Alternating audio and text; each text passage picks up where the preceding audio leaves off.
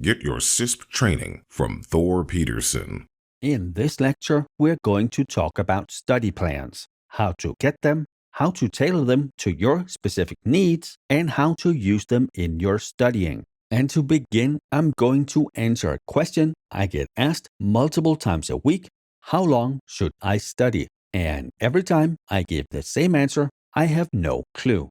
I have had students who studied for 1 week and passed their exam, and I have had others that spent over a year. Normal is somewhere between 4 to 6 months. And it varies so much because everybody comes into the CISP studying from a different point of view. You have a different background, you have different knowledge, people are different in how fast they learn, how much time they spend every day studying, how focused they are, and 50 other things that will influence how long you need to study to pass your exam. So in this lecture, I'm going to approach it with a normal student in mind that uses the 4 to 6 months. For something as big and as complex as the CISP, I suggest you study at least 2 to 3 hours every day. And when I say every day, I actually mean it. It is every day.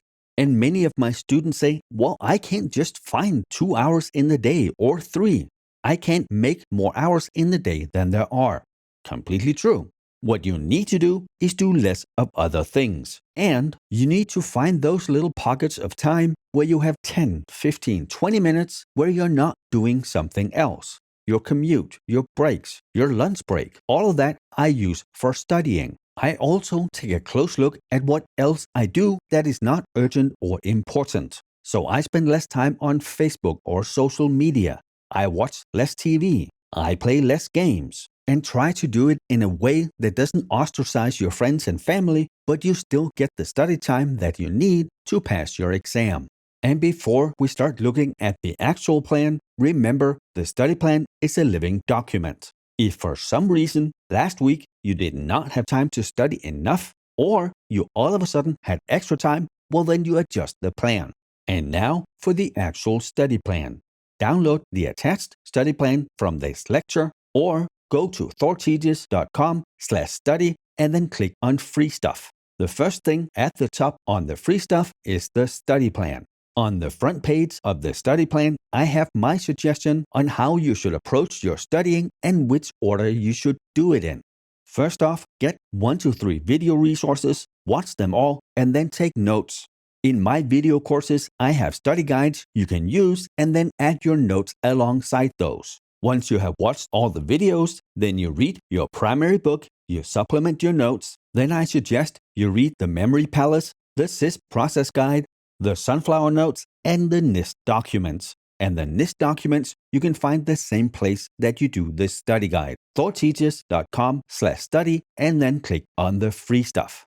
Then you rewatch all the videos again, maybe at 1.5 or 2 times speed, you update your notes, and after you have watched the videos the second time, either reread the book or just skim the highlights, the areas you're not completely sure on, or start doing practice questions. Practice questions is where you are going to spend maybe 50% of your study time. Do a practice test, mark everything you're not completely sure on for review. Once the test is over and you get the results, everything you had marked for review or that you got wrong, you go restudy those topics, read the book, watch the videos, do online research, look in the study guides, and then you do another practice test. And that is really what you're going to do for the rest of your studying, plus some reviews every so often. Use the easy-to-make questions first, 1,500 to 3,500 of those, and then the hard questions towards the end of your studying. And you have probably heard me say it before, do not reuse practice questions. First off, if you have already used those questions, then you have already found the weak areas that you have that they could show you. Second off, next time you reuse those questions, you're going to remember some of the answers. Meaning, if you took it the first time, maybe you scored 70%. When you take it the second time, maybe you score 85%. But that 85% is not really a true representation of where you are as far as being ready. And now that we have all the practical stuff out of the way, let's look at the actual study plan. So my template study plan here is based on 2 hours every day, 7 days a week. If you can use more time, wonderful. And, of course, I use my resources, the ones that I recommend in this study plan. If you're using something else, we'll just replace it with that. And the last page in this study plan is a blank page. It has the days, it has the weeks, but it has nothing filled in, meaning you can fill it in with whatever you are using. So the first 2 days, I have make your own study plan and watch the ThorTeaches.com CISP intro course. The intro course has no CISP curriculum, but it has all the practical stuff. How you should study, how you can be better prepared, how you should approach videos, books, questions, and everything else. So you make sure that you study as efficiently as possible.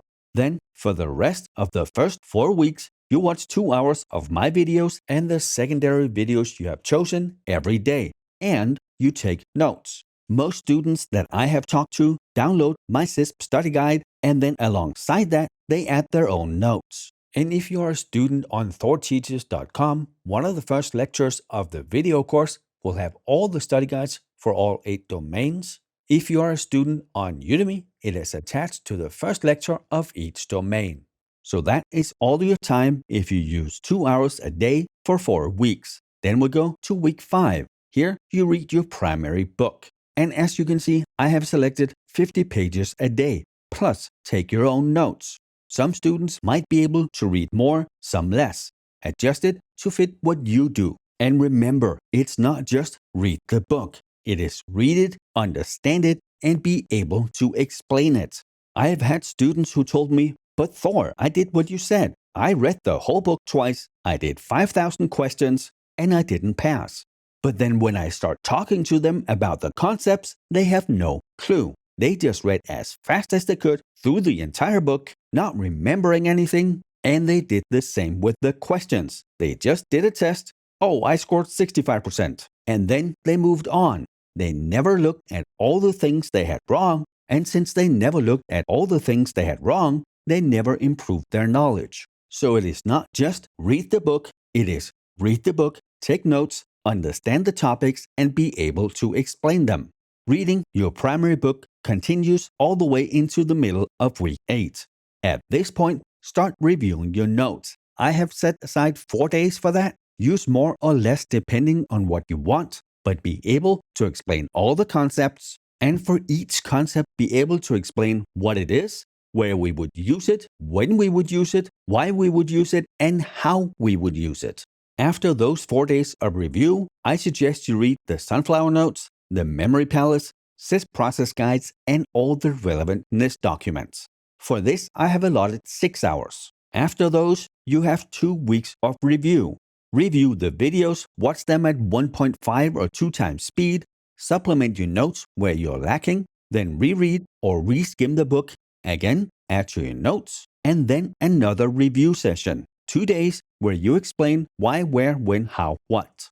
At this point, you're about halfway in your studying. From here on out, it is practice questions. For the first week, I have set you to do between 50 and 100 questions every day. After the first week, I dial that up to 100 to 150. So every day, you do 1 full practice test between 100 and 150 questions. Once you're done, you review everything you marked for review, and you review everything you got wrong. Restudy those areas, and then the next day, you do another test. For some students, there's just not enough time to do 100 or 150 questions and then review them in 2 hours. Well then, one day you do the test, the next day you review everything and restudy. If you look here at week 13 to 16, you can see everything is practice questions. That continues all the way into week 17. Now at this point, if you are not consistently scoring 80% plus on the mid to easy tests, or at least 70-75% on the hard ones, then do more questions. If you are scoring in those areas, well then it is time to review. Review your study notes, the PDFs, the videos, and the areas of the book you had issues with, and do that for 3 days. Then rewatch all the ThorTeaches.com videos. Here, watch it as fast as you can. Most students can do this at least 1.5 or 2. When you're done with this, we're in week 19. Here, I suggest you read The 11th Hour, Luke Ahmed's and Wen Wu's books, and then research online for any topics that you're not completely clear on. We have 6 days or 12 hours allotted to that. After that, reread the Sunflower Notes, the Memory Palace, the SIS process guides, and the NIST documents. And pretty much do this until you're ready for the exam. After reviewing everything, I have some students that go back and take 2-3 days of practice questions just to get back in the practice question mindset. And I also have some that on exam day, right before going into the exam, do 10, maybe 20 questions. Not enough to wear your brain out, but enough to get yourself back into the question mindset. This should take you all the way to exam day. Remember to adjust the plan as things change. It is a living document, and good luck on your exam. And with that, we're done with this lecture. I will see you in the next one. If you liked the video, please leave a thumbs up and remember to subscribe to the channel. To get my courses and the free study materials, click on Learn More. Thank you, and I will see you in the next video.